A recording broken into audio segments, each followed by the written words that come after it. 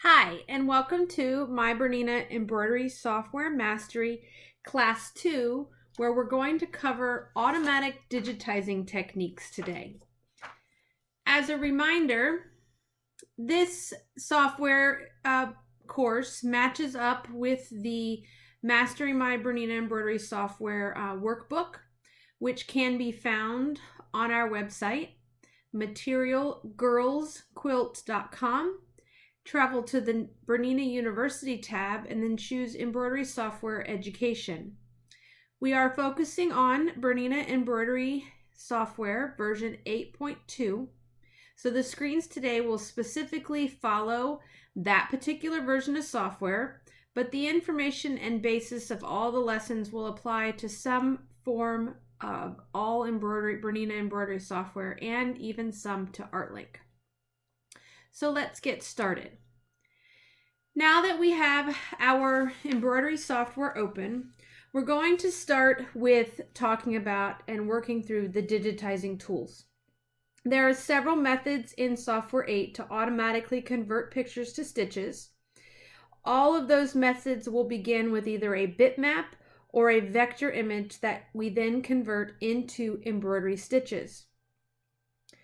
The difference between a bitmap and a vector is that a bitmap image are those that have been created using small pixels of squares of color to create the image. So if you've ever zoomed in really close to a JPEG or a bitmap image, it gets really blurry, and actually you can zoom down to seeing each individual color of squares that are making up that image. Using a vector image, which begins with a mathematically drawn picture. So therefore, that process of it being mathematically drawn is not done with squares to make the colors, but actual math. And so it gets way into things, but you can get better quality conversion to embroidery if you work with a vector image. Because the success of automatic digitizing is dependent upon the clarity of the bitmap that's used. Sometimes you may need to take the bitmap into Corel Photo Paint, which also installed when you installed version 8, and clean up the artwork before you do the processing. We have several methods of digitizing, of automatic digitizing we're going to learn today, and they are covered on pages 3 and 4 of the workbook. And we'll work through doing one lesson for each one of those particular methods. There is a set of information on page 5 of the book for adding a library to your file explorer. In Windows 8.1 and Windows 10 did not have that library folder listed in the File Explorer, and we talked a little bit about it in the Mastery 1 video. The other thing that it doesn't do is the process of putting in that folder in the File Explorer doesn't bring the BERNINA Pictures folder, the BERNINA 8 picture folder, to that library so that it's accessible in this lesson. So you can work through finding that picture folder and placing it in a place that you can find it for use in these lessons. Okay, so let's get started, and I'll show you that picture folder here when we get started. So on the screen right now we have a blank design page open. And I know that because I have one tab here, it says Design 1. I have a tan colored screen. If I did not have a design open and ready, everything would be grayed out and we'd have a gray screen, and we would need to come up to New Blank Design. We're going to insert artwork. And insert artwork is this icon here at the top center. And it's basically a white paper with a yellow star or a yellow flower on it. We're going to use insert artwork to find our picture image. Now, you can see here that in my libraries folder here, I have an embroidery library that was set up have my Bernina 8 embroidery folder, and then inside of that folder I have actually moved the Bernina 8 pictures folder from the location where it installed in the public files and moved it and pasted it inside of this folder where the rest of the files or the rest of the embroidery designs that came with your software or installed with your software are found. And that's inside of here. We're now going to go into the artwork folder. We're going to look for the file called fish, and it's a .wmf, which is a Windows meta file. It's a graphic artwork format. There's lots of different ones. You'll notice that in this file, we can have it show all formats. We can minimize it down and pull up to showing only the WMFs. And that's one quick way to get down to find fish. The other quick way to find it is to come over to the file name bar and just type in the word fish. And you'll find everything in that search basically that has the word fish in it. And we want the very bottom one that says fish.wmf. And then we're going to click open. Okay, it's going to place the fish right here in the middle of our screen. You'll notice that if your color film is open, you may have a empty square. Some of you may have a square that shows kind of like the picture of a sailboat on a sunset. I'm not sure why mine at the moment is showing this, but it's okay. It's just a placeholder to show you that you've actually placed the image onto the Design tab. Now, with the picture selected, and the way we know that we have the picture selected is that the black handlebars are around the image. We're going to navigate to the left-hand side of the screen. We're going to open up the Auto Digitize Toolbox. And then inside this toolbox, let me make this a little bit bigger so that you can see all the words. We're going to choose the Auto Digitize icon. When you choose the Auto Digitize icon, the artwork prep box opens. And basically what it's doing is on the left, you see the original image. They're showing you that the computer sees 9 based upon those filtering areas and things along that lines. And on the right-hand side is the processed image. So the computer says that we can actually take this down to 8 colors. We could even further reduce those colors. So if I took this down the bottom, and I took this down to 7 colors, you'll notice that the pink disappears. So the pink scales and the pink eyelid basically merges into the light purple, which would be fine, but I really want that to happen. And I want to leave it that way. And I would rather merge or change things a little more to my liking to get it down to 7.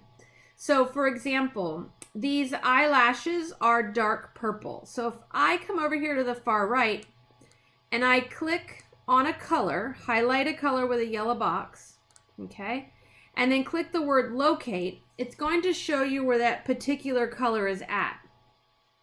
So sometimes you have lots of colors and you're trying to figure out, well, I don't see that color, or can that color be merged into a different color and help to eliminate one extra thread change.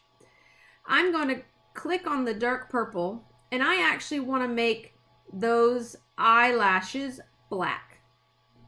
So I'm going to hold down the Control key and I'm going to click black. So now both my dark purple and my black are selected, and I'm going to come down and I'm going to click the word merge. And you now see that we have minimized to 7 colors. The black eyelashes, the eyelashes are now black. So we've eliminated that dark purple that isn't really necessary. I have chosen the 7 colors that we get to keep and not let the software determine the colors that we're going to keep. So Once everything is colored the way that you want, we're going to choose the OK.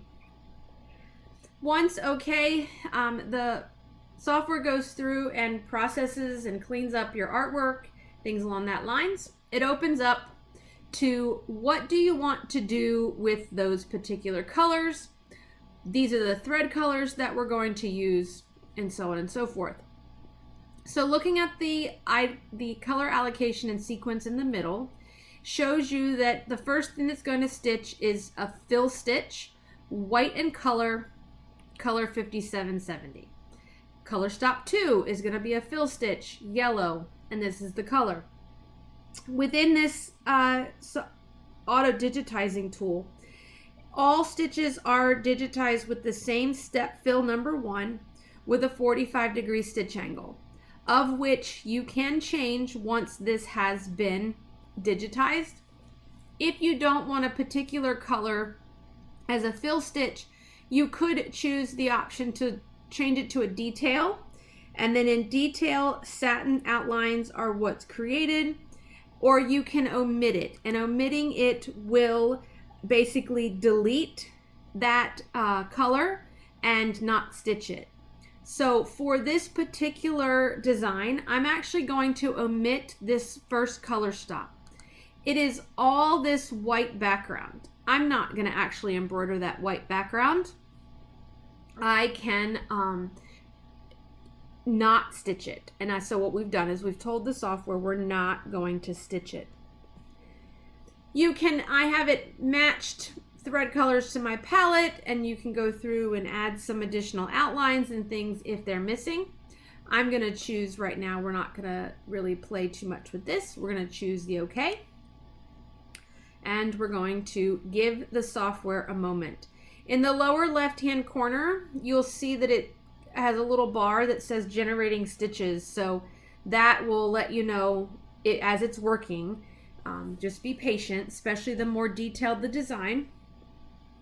We're going to come up here to the zoom toolbar, and I'm going to zoom to fit so that you can see. And what you're looking at right now, you're like, well, Amy, I thought you'd said that we weren't going to do the white. Well, the white actually is still the bitmap image showing in the background. Because if you look over in color film, there is no white color stop. So the picture is still hanging out in the back, and we can leave it there in case we need to make adjustments or do some additional digitizing. Up here at the top, there is a yellow filled in flower that if you hover over it, it comes up bitmap, and I can click on that, and then that will turn the bitmap off. So it just turns this off so that you can see what your design looks like without the background picture in the way. But it allows you to be able to flip them on and off so that you can see what you're doing. So this is that design view, and this is your artistic view that you're looking at. So that this is, remember, the letter T is what will toggle you between the two views. In the design view, you can't tell, I mean, you tell it's a fish, but you can't really tell what stitches are filled in with and what it looks like in general. So by coming into design view, we can see that if we specifically look up at the bubbles, 2 of our larger bubbles have been filled with a satin stitch, step stitch, and 2 other ones have been filled with a satin. And this has to do with basically the software knows that those 2 larger step stitch fills in the bubbles are too long for a satin stitch. You'll end up with really loose and loopy stitching if we have too long of a point A to a point B, because remember, satin is only 2 stitches. It would be 1 stitch here and 1 stitch here. And so if the distance from point A to point B is too long, it will just give you not a very tight looking satin stitch. However, we do have the option of what we call a Satin Special. The Satin Special is going to randomly add needle penetrations while maintaining the smoothness of a satin stitch. So you get the look of a satin stitch with the security every once in a while to hold down the longer floats so they don't snag.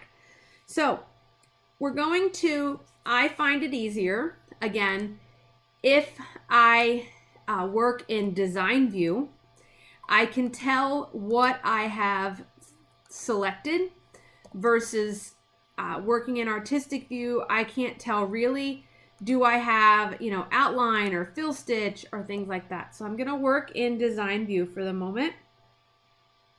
I'm going to come down to the bottom fill toolbar. I'm going to right click on the fill, the satin fill option. That's going to open up the object properties box. We're going to choose Satin Special. Okay. And then we're going to click, I'm going to move that, I'm going to click apply. And then I'm going to select the other bubble that was filled in with the step fill. And we're going to choose from the drop down satin and apply a Satin Special and choose OK. And then if I go back into design view, artistic view, you can see that we have, it's a little exaggerated. It really won't look like that so much when it's embroidered, but you can see that it is still a smooth satin, but not the long stitches. Okay.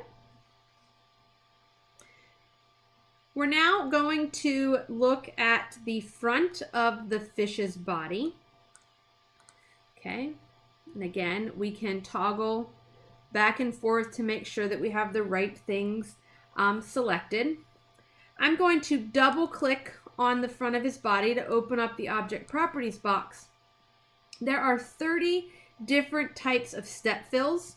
And again, in Mastery 1, we talked about those appendixes and reference files where you could stitch out to see what these actually looked like. I'm going to choose step fill number 2, and then I'm going to click apply. The reason I clicked apply was apply will take any changes that I made, apply them to what I have selected, but leave the dialog box open. Because I'm going to be working with a couple of different parts here. And so versus having to constantly double click to reopen the same dialog box, using apply will allow you to apply it. And let's say you picked one, you applied it and like, well, I don't really like that. And so it's kind of like a preview before you make the final choice. Okay. So by choosing step fill 2, it looks a little bit more like what's happening in the back half of his body. We're actually going to go to the back half of his body now. I'm going to hit my T key to toggle to design view and make sure that's what I have selected. We're going to go to the stitch angle tab in the object properties box. And we're going to change this stitch angle to 90 degrees. And I'm going to click apply. Okay. And so that took that same stitch fill and just rotated it so that it's now stitching at a 90-degree angle, just to give the fish's body a little bit more character than everything going in the same direction. And then we can choose, we're going to go ahead and click OK so that everything is closed. When you work with digitizing, whether it's auto digitizing or manual digitizing, you should apply pull compensation of a 0.4 millimeters to your design. And pull compensation has to do with adding in stitching to counteract the shrinkage that may happen. This will help to keep your outlining matching up to your fills, if that makes sense. So it kind of mathematically figures out how much it needs to overstitch in order to actually give you the right end result. So to find that pool compensation amount, we're going to select everything. So we can either go to Edit and then choose Select All, or remember that hotkey is Control A. So then now everything is pink, or everything is selected. We're going to go to the Effects tab. So up at the top, there's two ways to find effects. Up here at the top, right next to the wrench and hammer, you have what looks like a gear, and that's going to open the Effects tab. The other way is in this Properties box, you also have another way into Effects, and it comes into the same location. When you're in the Effects dialog box, we're going to go to the Other tab at the top, and then we're going to adjust from a 0.2 to a 0.4, okay? And it tells you. This is the other way also to take letters and make them bolder versus, trying to find a different font that maybe is wider. Pool compensation will help to make it bolder. And we're going to choose OK. And then at this point, if you would like, you can save this as your auto-digitize file. Okay. So auto-digitizing, as you saw, works pretty well if you have a clean graphic image. You don't always get things finishing quite as nice. I'll just give you that little tip now. Sometimes things take a little bit more work. So we're going to close that design. I'm going to open up a new blank design. We're going to now use what we call instant auto-digitize. And so instant auto-digitizing is, it's not going to give you that option of what to omit and things along that lines. It's just going to do it. So it's just kind of eliminates a few steps. So we're going to come up to Insert Artwork. We're going to insert the design with the name of Sewing Basket. So in the file name box, I'm going to type the word sewing. Up comes Sewing Basket WMF, and I'm going to choose OK. Our auto digitize toolbox is already open, and we're going to choose Instant Auto Digitize. And you'll notice that as soon as we touch Instant Auto Digitize, gives us a moment, and boom, digitized. Okay, so let me zoom in here so that you can see. Again, remember that white image in the background is still the original bitmap, which we can turn off with the icon at the top. Okay, so now that the basic digitizing is finished, we can go back into the design and start adding in the touches, the fancy touches and things like that to make it look like, to step up our digitizing end result. So we're going to choose the basket base. So I'm going to come in to my design view. So I'm going to hit the T on the keyboard so I'm in design view so that I can see that I have the basket base selected. I'm going to come down to the fancy fill icon on the stitch toolbar. I'm going to right click on it to open up the object properties box. We're going to have this set it a fancy. We're going to choose OK. We're going to take the default that's kind of happening there. Okay. And we're going to choose OK. And then if I hit the T key to toggle into design view, you'll see what that looks like. Okay. I want to grab one of the basket handles. We're going to double click to open up the object properties box. Okay. We're going to choose the effects tab in the lower left hand corner. And in here, we're going to go to the Elastic Fancy Fill. And so what Elastic Fancy Fill is going to do, it's going to take an area of satin stitching, okay, and it's going to scale or resize that particular fill so that it matches the size of the shape, and I'll show you here. So we're going to choose the diamond fill just like it is here. We're going to put a check mark next to fancy fill. We're going to put a dot in front of single row with scaling. So a single row, it's going, you kind of see what happens in the preview window with what's going to take place. So scaling is going to size it, okay? And then we're going to choose apply. Now I'm going to hit the T on the keyboard so that you can see what happened here. Okay. So if I choose, let me choose the other handle. There we go. And I just chose the same option.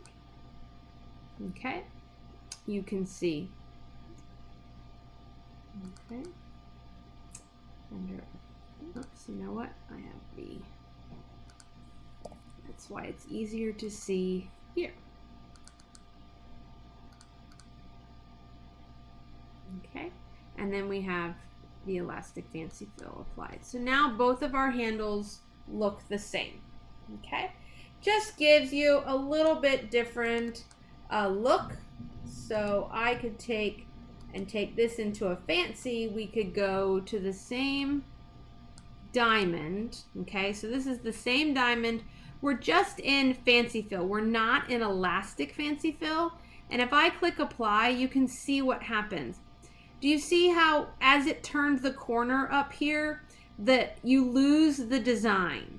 Okay, because this is how, think of this as kind of like a stamp. And this is stamped on top of it. The stamp itself doesn't rotate. It's just going to stamp, and no matter where it's at, that's what's going to happen. So that's why using elastic fancy fill is going to allow the fill to follow the shape and the size of the area that you're filling. Okay, I hope that makes sense. Now, let's come down, let's jazz up our little tomato pincushion that's happening here. So I'm going to again hit my T on my keyboard so I can make sure that I have the body of the tomato selected. I'm going to double click to open up object properties. I'm going to fill it in with step fill number 28. I'm going to move this over to the side and I'm going to click apply. Okay, so we've taken and stepped up that little basic 45-degree step fill, and we've added a little bit of like a basket weave pattern to it.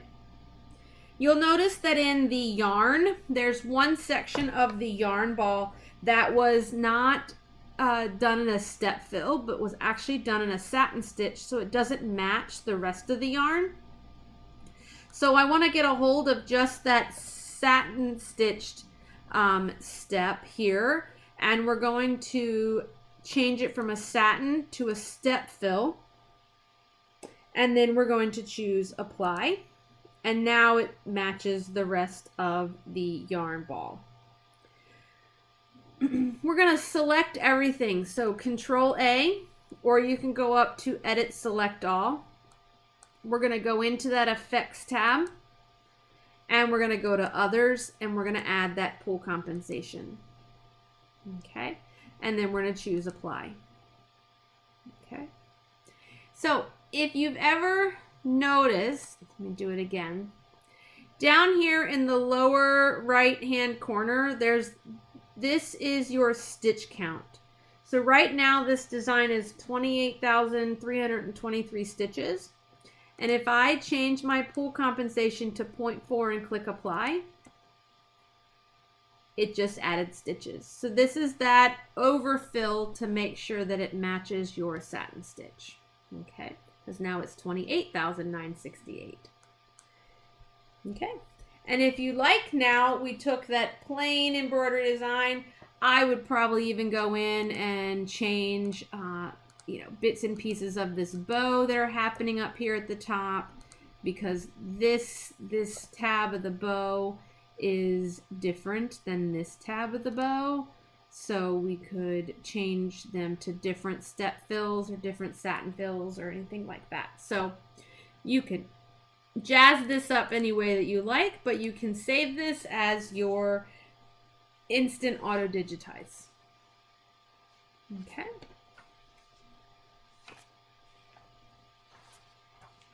I'm going to close this design. I'm going to open a new blank design, and we're going to work with Magic Wand. This is one of my favorite tools. I use Magic Wand a lot. It allows me to just digitize certain portions of artwork. Okay, so I'm going to insert artwork, and we're going to insert the design called cherries. And I want the plain cherries, not black and white cherries. I'm going to choose OK. Fit this in.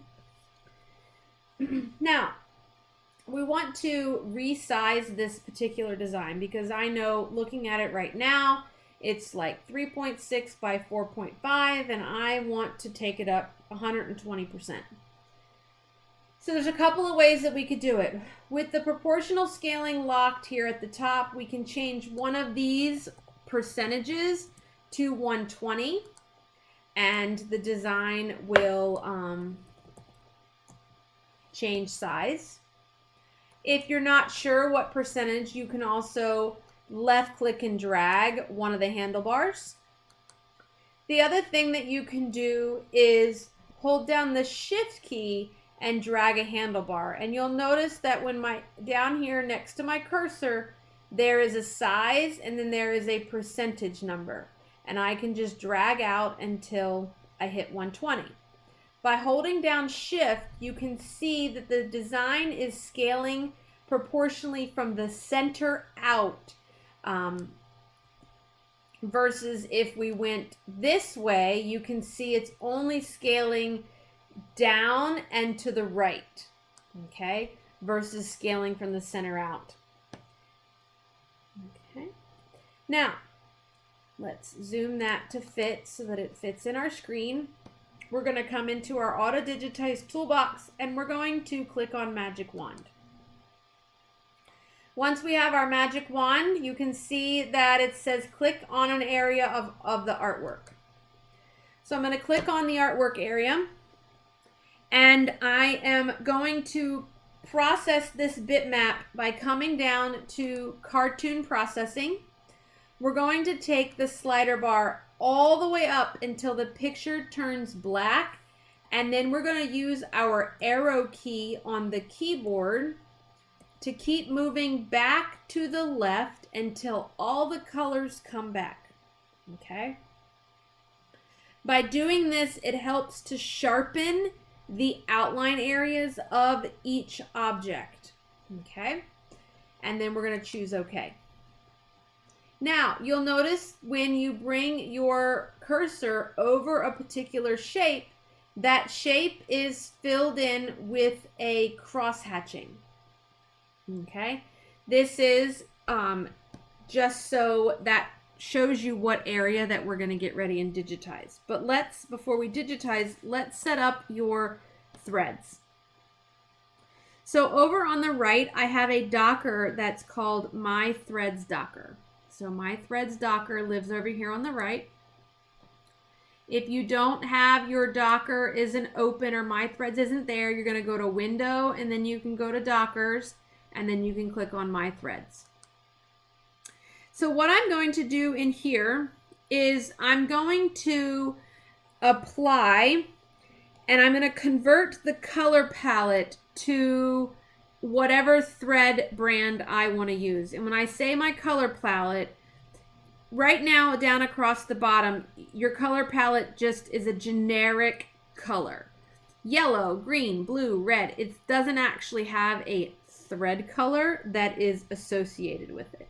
Okay? We're going to click on, in your window, we're going to click on your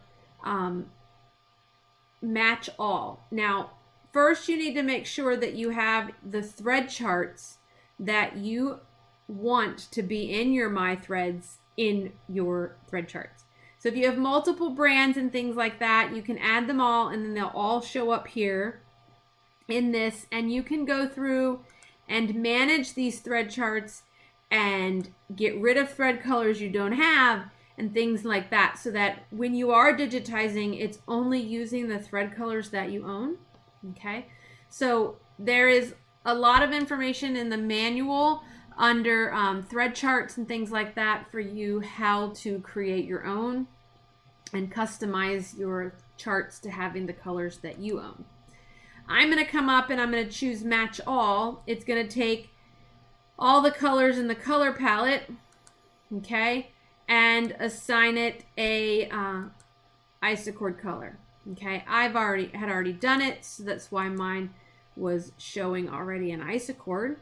Okay, and you'll notice now if we come down to the lower chart here, that blue is now been assigned color 3102 in the isochord thread, and this yellow is now sun, which is 501 in isochord thread.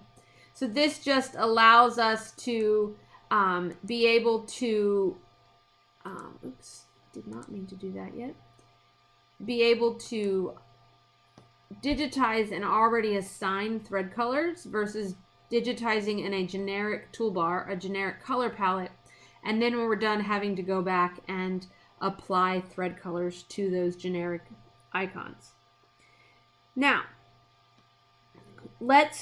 when you are digitizing, to add more dimension and to make things correct, you should digitize from the back forward. So looking at this particular design, you should digitize the stems before we digitize the leaves, and then we'll digitize the cherries. This just allows the way that thread will lay. It will give you a little bit more dimension in that particular area. Now we're going to get ready to digitize. In digitizing, when we come into Magic Wand, the default is going to be selecting the step fill. And so down the bottom, you'll see that your step fill is already selected. We actually want to be filling with a satin. So I'm going to choose satin. I'm then going to come up to the inside the stem here so that the stem is covered with this mesh, and I'm going to left click. Okay, and you'll see that that stem has now been filled with that satin stitch. And I specifically said a left click because right clicking on an object is going to add an outline. Okay, so if I didn't want this design per se filled in and I wanted it outlined, I could right click on it. And now the design is just an outline, okay, and not a fill stitch. Okay, so I'm going to go back and I'm going to left click so that it's filled in. Zoom out here. Now I'm going to repeat these process. I'm going to go back to a step fill. Okay. So I'm going to come down to the bottom, click on step fill, and now I'm going to come up and I am going to do the inside of both leaves. And actually I'm going to undo that because I actually think I want to do the right leaf and then the left leaf. Then we're going to digitize the cherries. The cherries we want to digitize with a fancy fill. So I'm going to choose my fancy fill. I'm going to right click to open up the object properties box. We're going to choose pattern number 046, which is called Crazy. Okay. We're going to choose OK. And now I'm going to come and click on each cherry. Now you'll notice that you are digitizing in colors that match the picture in the background. So that's the other thing about Magic Wand, is it's going to see the area which you've covered in that grid, not only in the shape but also in the color, and assign a color on your thread palette that closely matches that particular graphic image. Now we have a little tiny, the whites of the cherries need to be digitized, or you'll have a hole per se in your cherries. So I'm going to zoom in around those holes. So I'm going to click my magnifying glass, and then I'm going to come left click and drag a box around those two white sections so that I can see them better, because it's hard to tell when you're here if you have the white or if you've got like the white outline, that type of thing. So we actually want to be inside here. Okay, and I'm going to click, and then I'm going to click the other one. Okay. If you make a mistake, you have the undo function to change out. So let's put those as a step fill versus filling them with the fancy.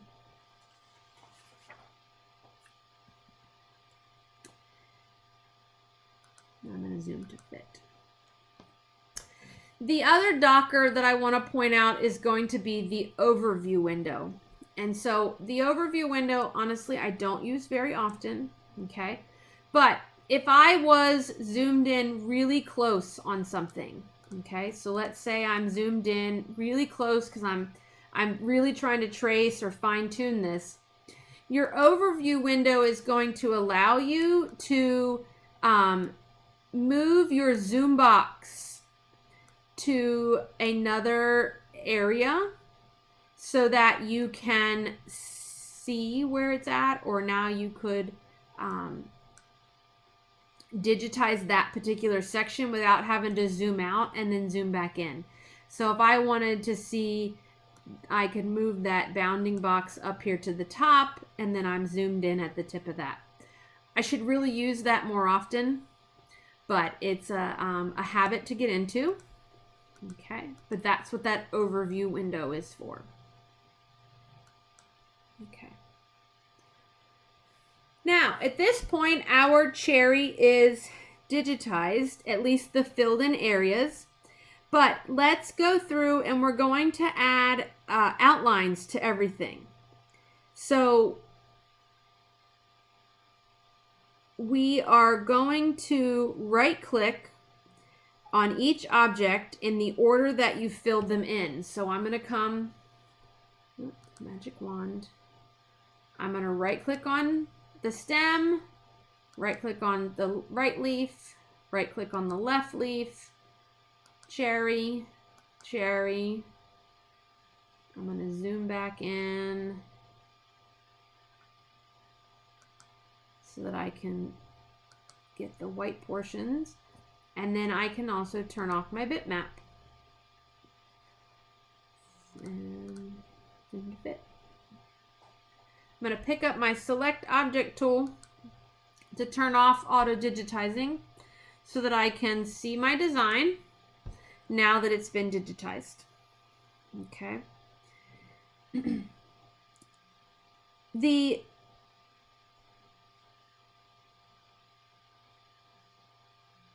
stitch types, the stitch types have been selected for you based upon what the magic wand felt was the correct stitch type.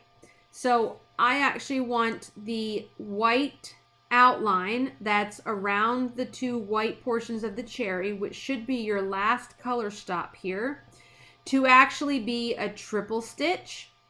So with them selected, I'm going to come to the outline section and choose triple. Okay.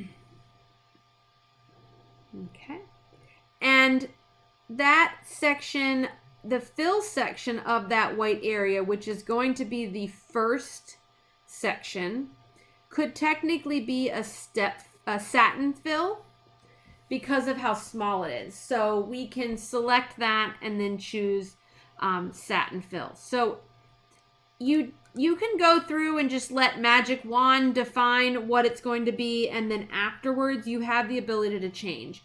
Nothing says that it has to be what you currently are seeing right here. One thing that I do want to do is let's delete your image or picture image. So If your bitmap is turned off, you can turn it back on, and we're going to select it. You could also select it from color film, and we're just going to hit the delete key. We no longer need that graphic image in the back, and to be honest, you just want to get rid of it. It just makes your file larger to save on your computer. If you don't really need it because you've completely finished digitizing with it, you can delete it. Now, we need to add pool compensation to this design. So again, we're going to Control A so that everything is selected. We're going to come to the Effects tab here at the top, and we're going to drop down and choose 0.4 and then choose OK. Okay. Now, I want you to take a look at that stem. Remember, everything fills with the same 45-degree stitch angle. And so therefore, on the left-hand stem, we've got these stitches that are traveling kind of up and down. And on the right-hand stem, they seem to be traveling left to right. So we need to redo the stitch angles and redefine them on this particular portion of the design. So I'm going to toggle over to the design view so that I can grab a hold of make sure I have just my stem. We're going to navigate to the edit toolbox. So over on the left, we're going to choose the edit toolbox, and we're going to choose add stitch angles. We're going to basically click in stitch angles. It takes 2 clicks to get a stitch angle set. And so I'm going to work across the stem, okay, up through the middle, and then I'm going to work down across. So I'm going to come over, I'm going to left click, and then I'm going to left click on the other side. And I'm going to go through. You can add as many as you want. They don't need to be a ton, but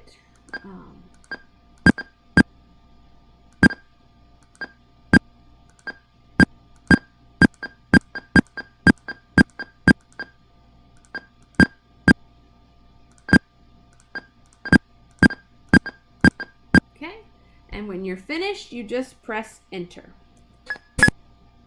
Okay, and then you can hit your escape key to turn that off, and you can see that the left and right portion of your cherries are much better. Okay, maybe I need to work on this section at the top here. And so I can choose that design, choose that object. I can come up to the reshape object. And do you see all these lines that have the orange squares at the end? Those are your stitch angles. Okay, and so I can move them, move that out of the way. Okay, and as soon as I move that, I can, see what's going to happen, and I can fix what's going on. So if I didn't quite hit the angle that I wanted, or wasn't happy, I didn't, it wasn't 100% straight, you can go and add them again, or you can edit the direction that they're in. Okay. Now, if we look at color film, you'll notice in color film, we have 2 color stops for every thread color. Okay. And so we could technically merge them. The green could be outlined after it fills, right? So there, we're going to grab a hold of the second green, and I'm going to left click and drag it on top of the first green. And I'm going to do that with all of the colors until we're down to just 3 color stops in this design. Okay. And so that will merge all of your colors, minimize your color stops because they can be, and now your design is now finished, and you have a beautifully stitched and outlined design that is ready for embroidering. Okay, if you like, you can save this as your magic wand file.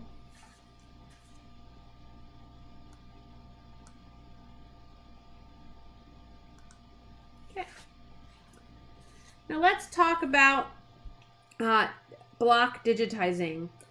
And Magic Wand block digitizing is going to add in multiple stitch angles. So you saw with regular Magic Wand and the stem of the cherries, it only used one stitch angle. Magic Wand block digitizing is going to digitize satin stitched areas with multiple stitch angles. So let's go in and insert artwork. We're going to do aeast05.jpg. Just going to put our design in there. I'm going to go to the Auto Digitize Toolbox. We're going to choose Magic Wand Block Digitizing. We're going to click on the image. Now the image, you can see, shows 17 colors because it's seeing a lot of variation of color in those particular areas. I'm going to minimize it to 4 because I know that I see, visually I see a green, I see a brown, I see a pink, and then the white of the background. So I'm going to take it down to 4 colors. We're going to choose OK. And now, just like what we just did, it's not going to be really any different, is we're going to digitize. And so I'm going to click in the order in which I want to embroider. Okay, so I'm going to click, I'm going to do these, and then I'm going to come and click these. Oops, I hit the wrong one. And so if you look at specifically even the petals of these flowers, the arcs of the satin stitch, you can see that the stitching angles out and around. Whereas if I used Magic Wand, oops, wrong one, to digitize these, rid of that picture. Do you see a difference here? Magic Wand block digitizing is going to fill in with satin stitches. Okay, it's also going to fill them in with the multiple angles. Whereas you see here, digitizing with just the plain Magic Wand, put these to a step fill versus a satin stitch. And even if we came back and we added them to satin stitching, that satin stitching all goes the same direction, okay? They don't look as nice as what you're seeing here on it, and then you're going to have some really long, loose, and loopy, like for example, see these stitches right here? These are going to be really long and loose, and then you're going to have these tighter ones that are here. So block digitizing is going to give you a completely different look than if you were to use the traditional Magic Wand. Okay. Now, we can finalize this. Let's say we want to pick, let's pick a color. Well, first let's add pool compensation just because we know we have to do that. So select all, go to the effects and choose your 0.4 for pool compensation. And then I want this tan or gold to actually be green. So if you want to edit your colors and you're not sure what color number it is, or the quick way to get to that color is to come down to your color bar. We're going to choose pick a color. We're going to bring our little eyedropper over. We're going to click on the color that we want to pick up and put in the paint can. Okay, so what we've done is we've picked up this green, we've put it in a paint can, and now we're going to come over and dump the paint on the images that we want to recolor. Okay, and so this is just a little quicker way to quickly change colors, and then you can press the escape key to turn that tool off. And at this point you can save your design as your Magic Wand block digitizing.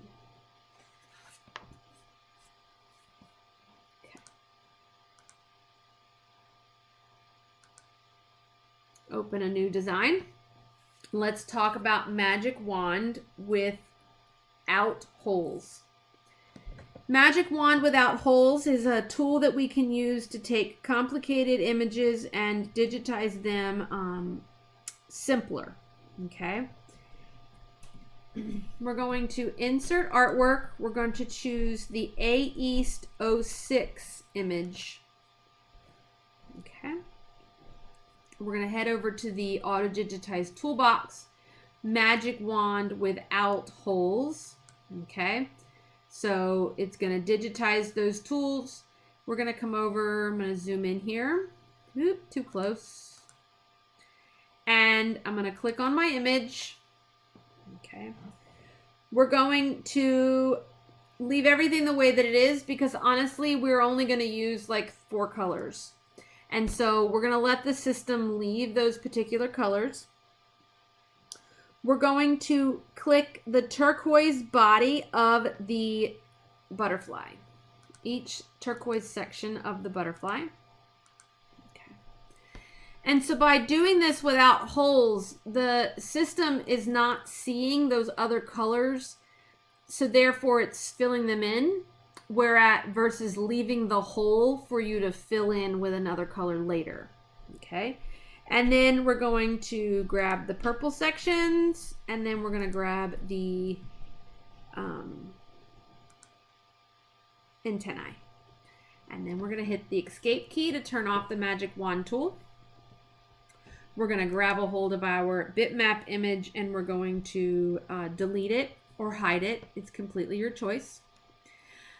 I want to change the fill type of the 4 turquoise sections. And so I'm going to come over to color film and I'm going to click on the turquoise color chip to select all of those turquoises at once for us. We're going to come down to the fill bar and we're going to choose the lacework fill to fill in the, to change our butterfly from a step to a lace fill. We're going to grab a hold of both purple sections of our butterfly.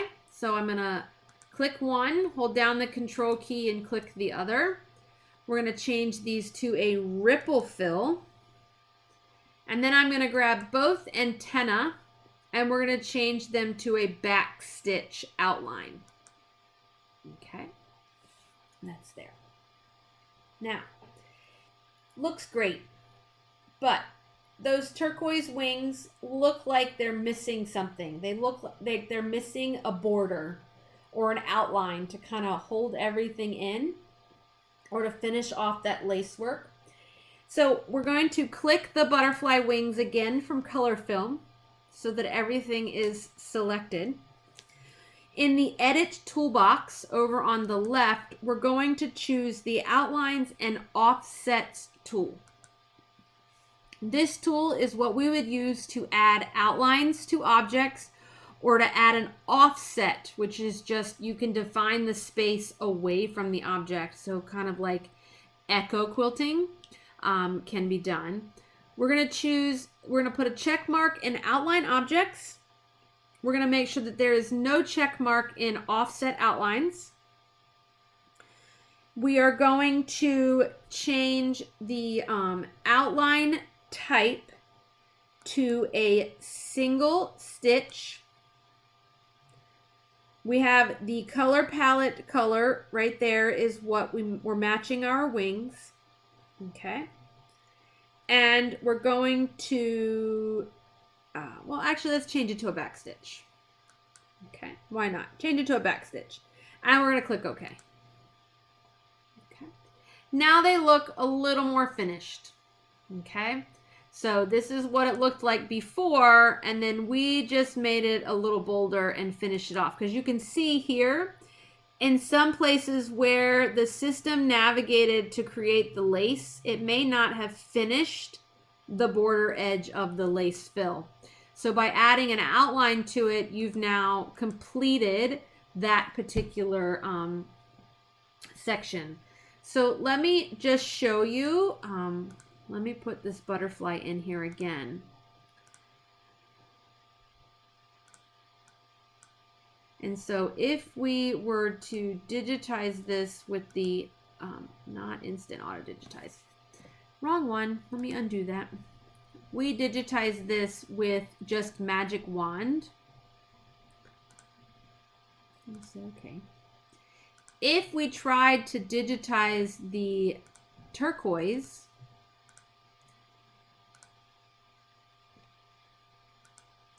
that's what happens.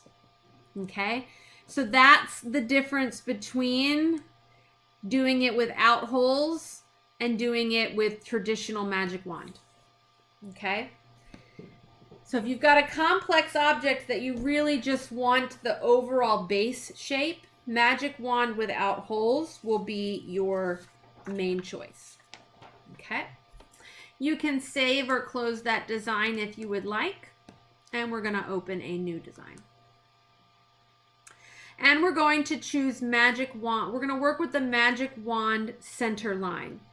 You want to use this tool for black and white line drawings or colored images that have a black outline.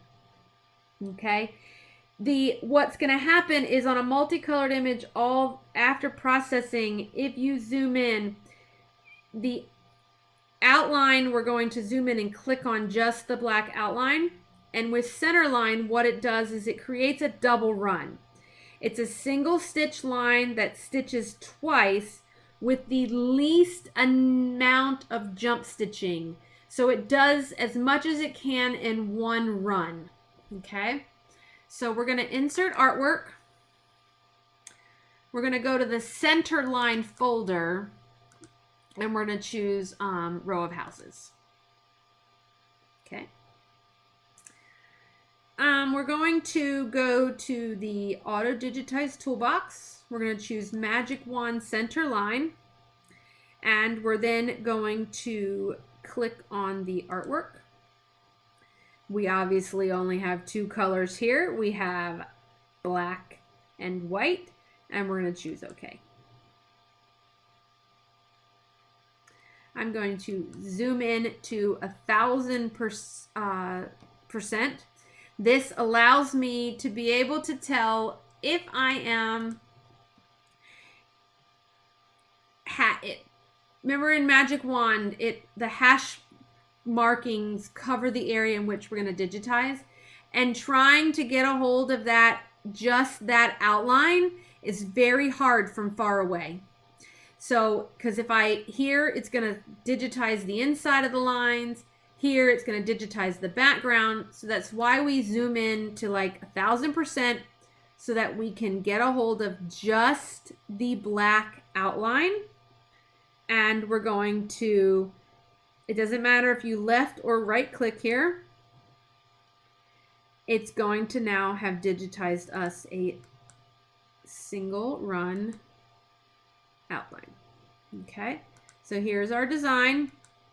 If you look at it, we've only got like 2 jump stitches from beginning to end, and honestly I could get rid of those by digitizing a different spot. And so now this design runs with no jump stitches. It's going to start here and run here. Okay, and then we have a stitch player which we could turn on, and you can watch the needle move and show you the order in which it stitches. Okay, so that's center line. Great if you're digitizing like outline quilting designs and things along that lines. Okay.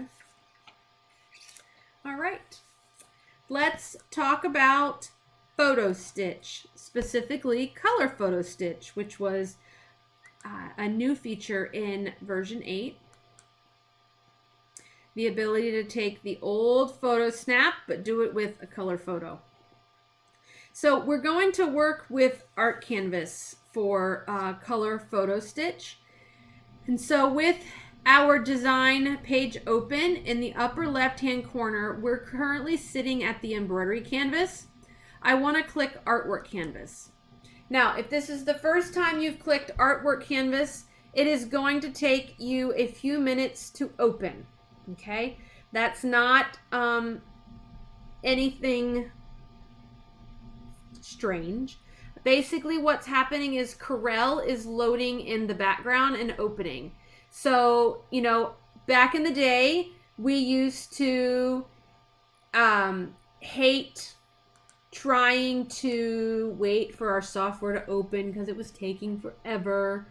However, now it opens faster because it's not also trying to open and load Corel at the same time, because sometimes when we open our software, we're not always going to use Corel. So we just have to wait a few minutes. It will eventually open, just be patient. So from inside Corel, we're going to insert artwork, and you'll see over here on the left, we have that same insert artwork icon. We're going to navigate to that BERNINA 8 pictures folder, and then you have a artwork, photo stitch, and then you have a cat face image that's in here. Okay. And so we have taken that cat face and we've pressed enter after we opened it. We pressed enter to lay it down on our page. Okay. We're going to come up to the upper left corner and we're going back to embroidery canvas. Okay. We're going back over. This graphic image is going to come with us. It's just going to be in the background. Let's zoom out here so that we can see our image. The best results for photo stitch are going to be high resolution, crisp image with well-defined shapes and varying shades of color. Okay, so you want a good, crisp, clean graphic picture. We're going to come to the Auto Digitize Toolbox. We're going to choose Color Photo Stitch. Typically, we're going to get a dialog box that tells us that our design is too large and it's going to be resized, and we're going to choose OK.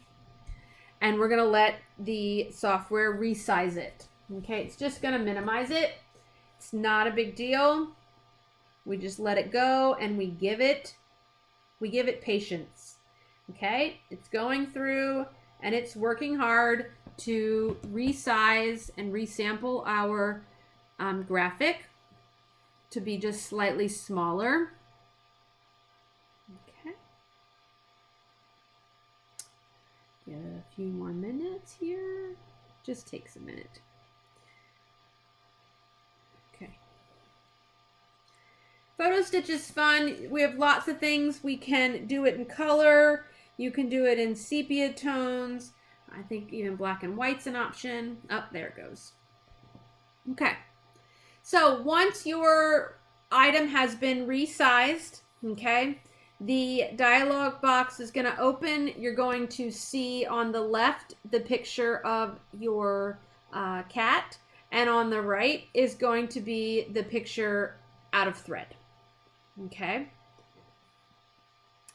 We can make adjustments. You can see that the software says, well, we see 7 threads and this is what we're going to use. We could increase that and then keep increasing until we were happy with what we had here. Okay. You can also decrease and take down in color. We can also do adjust. Adjusting is going to give us the ability to do this in multiple thread colored options. So we could do this in original colors, brown tones or sepia, and then you have gray tones. We can also adjust the lightness and contrast. So I'm going to take this lightness to a 3.5 to lighten it up a little. And then I'm going to take my contrast up to a 10. So there's a little bit more difference between them. And then I'm going to choose OK. I'm going to choose my resolution as high resolution so that it gives me the most detail. It's also going to result in a much higher stitch count design. And then we're going to choose OK. And there it is. Okay. And so we can turn that bitmap image off because remember, it's still hanging out in the background and that can kind of throw off your coloration. And then there is our cat. Okay. So that's photo stitch. Fairly easy. May take some practice and fine tuning to get your design to the color that and detail that you want. You can also see that this 4x6, almost 4x6 image is almost 50,000 stitches too. In that stitch player that we talked about earlier, that I showed earlier, let's look at a couple of things. So you have your standard start, stop, next color, fast forward. You can control the number of stitches per minute, so you can speed up and slow down. This here is each color stop of that particular design. This is your stitch count, okay? And I can drag the stitch player if I want to look at just a particular color stop. We can drag those little triangle pointers, and then the system will only stitch between those two color points. So if you're trying to, when you're digitizing and you're testing to make sure that certain things are stitching in certain places, you have the ability to be able to just watch just that color stitch versus having to watch the entire thing from beginning to end every time when it's just a small section. Okay, I use Stitch Player a lot when I'm digitizing to make sure that I have things digitized in the correct order that I want and that things don't need to be moved. Okay. And so Stitch Player gets turned on and off either with the icon or the Shift R button on your system. You can save your color photo stitch if you like. I'm going to choose no. I'm going to open a new blank design and we're going to look at the original photo snap, which is single color. And we're also going to learn about rulers, guidelines, and cloning. So I'm going to come in and I'm going to process, open up Insert Artwork. I'm going to go back out to the Artwork folder, and we're looking for Hungarian quilt. So I'm just going to start typing Hungarian. So HU comes up here at the bottom, and I'm going to choose Open. Okay. I want to resize this to 130%, so I can come up. I find the quickest way to do it is from the toolbar at the top at proportional scaling. I'm going to type 130% and I'm going to hit enter, and our design has now increased in size. I want to make 4 of these quick, okay? So I want 4 copies. You can copy and paste, so we have the standard copy and paste. And what that's going to do is it's going to put one on top of the other. Okay, so you still have to move. You also have your shortcut keys of Control C, Control V, but cloning is even faster. Cloning is a right click and drag. Okay, so all I'm doing is right clicking, holding down the right click when I drag, as I drag off. So this gives you the ability to make the copy and place it where you want in one fell swoop. Okay. We're going to change our measurement to US measurement. So up here at your hammer and wrench, you want to make sure that says US, because we're going to look at using the rulers and guideline system on our screen here to align these correctly. Now, if these rulers are not showing on your screen right now, this icon up here a little bit down from your show hoop is your rulers and icons. So you want to make sure you have that turned on so that we can see. We're going to choose the options tab, which is the hammer and wrench that's there. And we're going to go to the grid tab. I want to place a check mark in front of snap to grid. Okay, so snap to grid. Okay, show design grid, and then I'm going to have snap to grid, and then I'm going to choose OK. Now, I'm going to add some guidelines, and so I'm going to zoom in so that I can see the closer in you go. I'm not worried about my pictures right this second, okay? I want to come in, we need to be able to see at least 3.5 here. Okay, so 0 and 3.5. So I can see it in both directions kind of thing. So guidelines are the ability for you to kind of draw a line or create an invisible boundary that you can use for placement purposes. So I'm actually going to come up to this ruler and I'm going to click on 0. Okay, and you can see, so I'm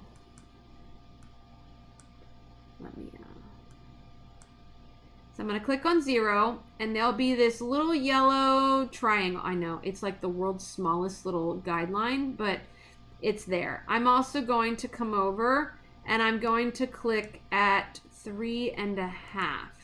Now, if you know that you haven't clicked exactly at your measurement, you can double click on the triangle, double left click, and then you can type in the exact number. Okay? And so that will put the guideline exactly where you want it. So I'm going to come over here and I'm going to click at -3.5. Well, that was pretty close. Okay. So this, if I want a vertical guideline, I'm going to be clicking across the top. And then if I want a horizontal guideline, I will click across the side. So I'm going to click at 0. I want to make sure that's at 0. And then I'm going to click at, let's see, this is 3.5 minus 3.5. And then I'm going to come, oops, that's not in the right place. I'm just going to put positive 3.5. I'm actually going to turn this grid off so that you can see those dotted lines in the background. Okay, so I can now take and position these tiles or these pictures inside of the grid. So you'll notice that when I snap to grid, when I come close to a grid line, it's going to kind of turn red. And so that's going to tell me that I'm straight or right on the line. These edges will now match and everything is where it belongs. I'm actually going to move these down to the bottom corners. Okay. And so by using those guidelines, I have now evenly spaced and marked everything to where it needs to be. I use a lot of guidelines for multi-hooping placement, fitting designs within a certain area, just making sure things are straight, or I stick within a perimeter. And I just want it to be temporary. This doesn't it's not stitching, it's just there as a visual. We're going to grab a hold of the first upper left corner graphic image. In the Auto Digitize Toolbox, we're going to choose Photo Snap, and it's done. Okay, so by using varying widths of straight stitch and satin stitching, it has generated an image for us that looks kind of like the graphic. We're going to go through and we're going to do this same step with all 4 pictures. Okay.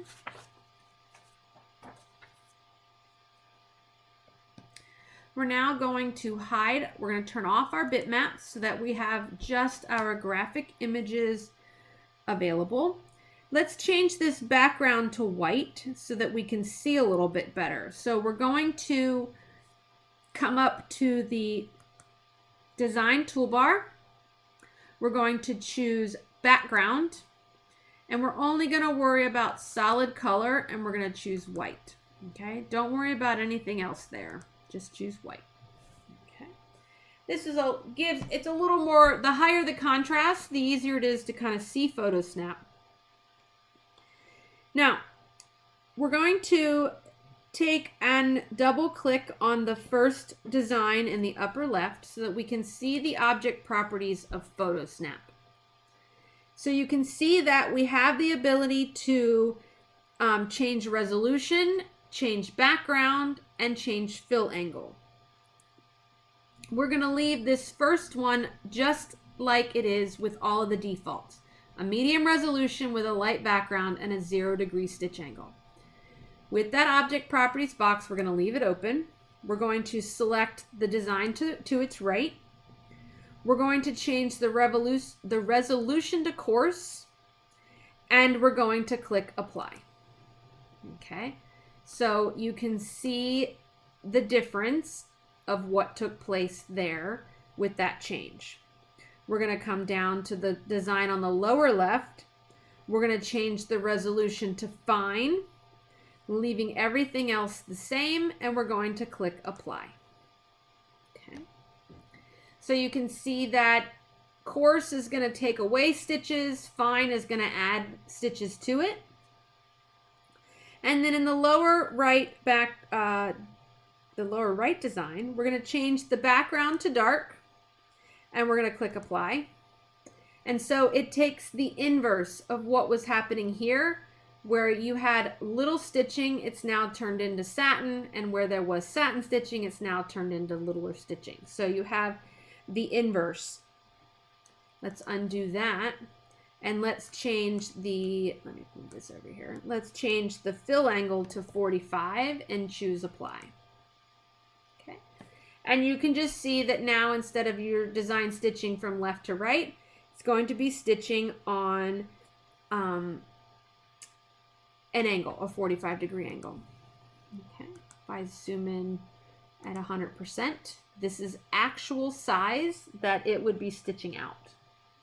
Okay, and like everything else we've done today, we would Control A to select all, open up the Effects tab, and add pull compensation to our design. Okay. Last but not least, we're going to look at how to use and convert artwork to embroidery, and artwork being a vector image. Okay, so I'm actually going to close this design. You can save it if you like. We're going to open a new design, and we're going to go to the artwork canvas. Okay, so upper left corner, we're going to click the white piece of paper with the paintbrush on it. Remember, anytime you're working with a vector image, we're going to do so from inside of artwork canvas. We're going to use Corel Connect. Now, Corel Connect is only going to work if you are connected to the internet, okay? Or you could insert artwork or import artwork if you have vector images saved elsewhere. Using Corel Connect is going to allow you to use some of the graphic images that came with Corel. Okay. All right. So here we are in Corel. We're going to click the Corel Connect or search content icon up here at the top. It's the purple square with the two arrows meeting. When we click that, over here on the right hand side opens up the Corel Connect toolbar. I'm going to make it a little bigger so that you can see the icon here. See both windows, okay? So you may have to get your cursor to be the double-sided arrow and left click out so that you can see both of these columns that you are seeing here now. This Docker has two parts, okay? And you want to be able to see both parts and expand it, okay? We're going to click on the content exchange. So we're going to expand the content exchange option by clicking the little triangular arrow. That's going to open up additional folders, and then we're going to expand the clip art file. Once we're in clip art, we want to tell the system to show or hide all vector images so that you only get vectors. We want to make sure that we're only working with vectors in order to be able to quickly convert from artwork to embroidery.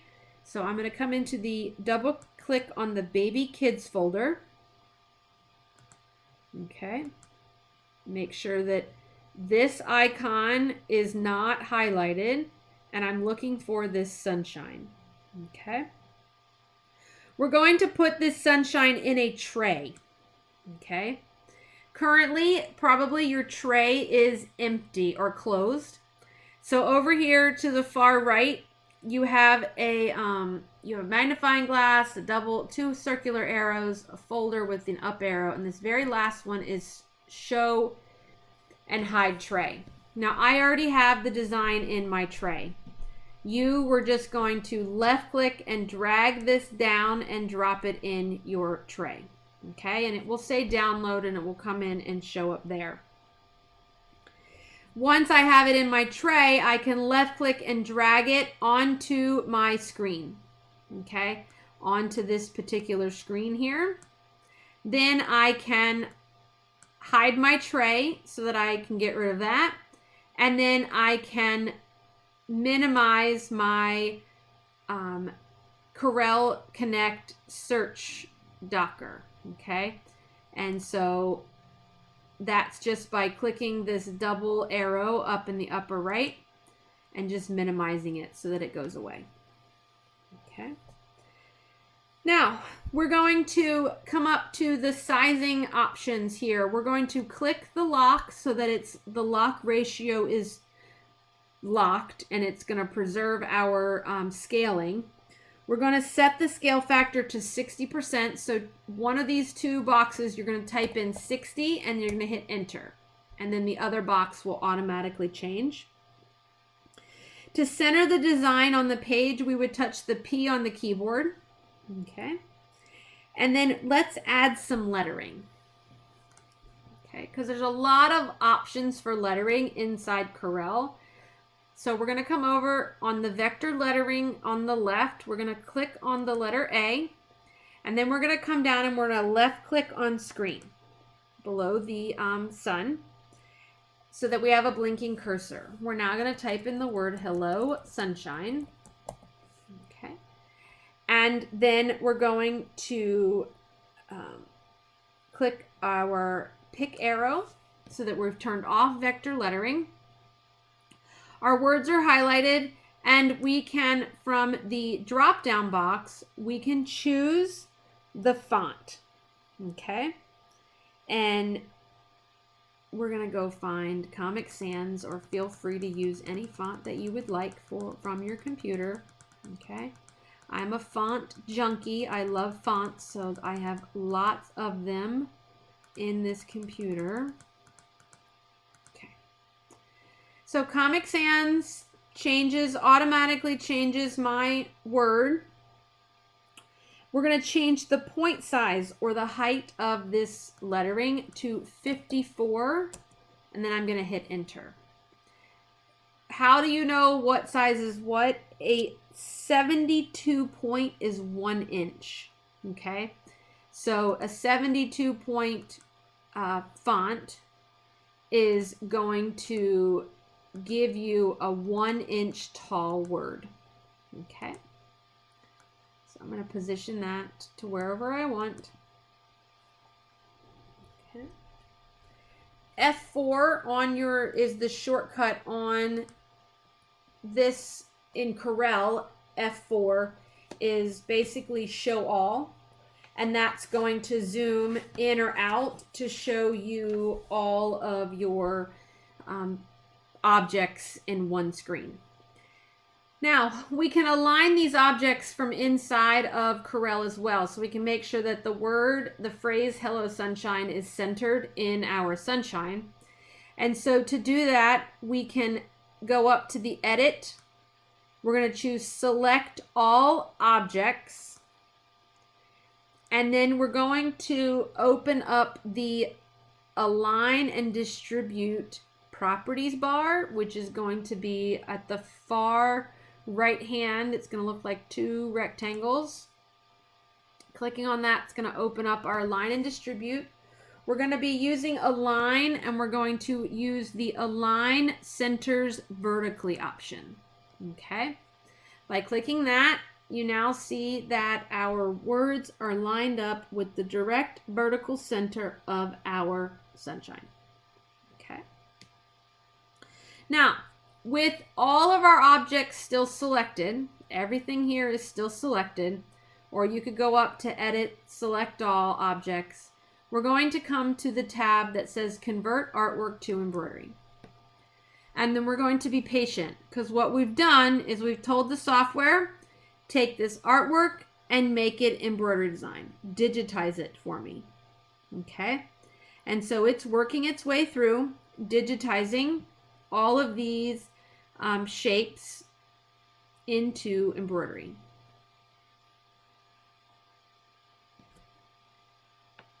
Okay. Give us a moment. Okay. Hit the 0 on your keyboard, and that will zoom you out so that you can see everything. First of all, the first thing you can notice we need to do is get rid of that white background. So I'm going to click off of my design so nothing is selected, and then come over to color film and grab the white. I'm going to select the white color, okay, and I can see that in my, if I'm in design view, I have all the white selected, and I'm going to hit the delete key. Boom, gone. We don't need the white, it's not necessary, it's now deleted, okay.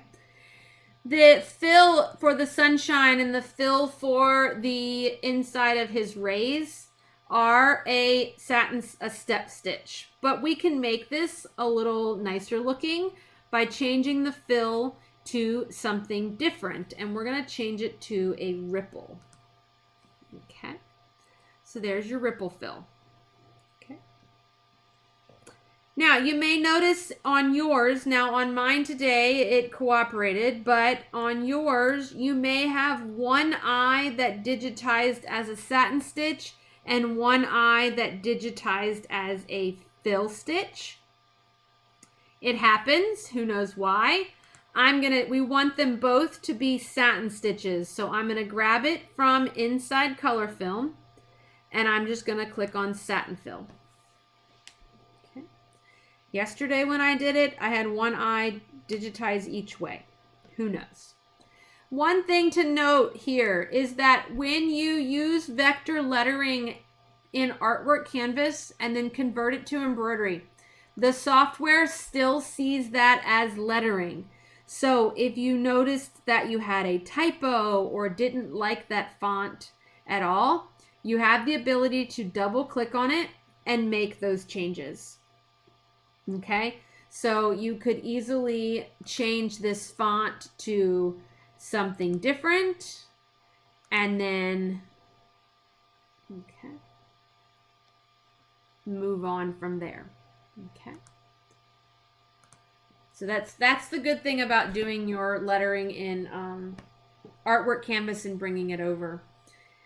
Now, just like we've done for anything else, we need to add pool compensation for this design. So Control A, go to your Effects tab, double click on pool compensation twice, and drop down to 0.4 and choose OK. And You just took a vector image and quickly converted it to embroidery and then jazzed it up a little bit more. Okay, so if you'd like, you could save this design and close it and open a new file. Now, the big thing with digitizing is it takes practice, okay? We'll cover manual digitizing in a later lesson, but I always try to do any digitizing I try to do using my auto digitizing tools first. I'm really not a huge fan of manual digitizing and try my best to not have to do it, to be honest. But it does take practice, so don't get discouraged. Keep practicing, experimenting with what these tools do with different images, and just play around. So, thank you so much for joining us today, and hope to see you back here soon for Lesson 3. Thank you so much and have a great day.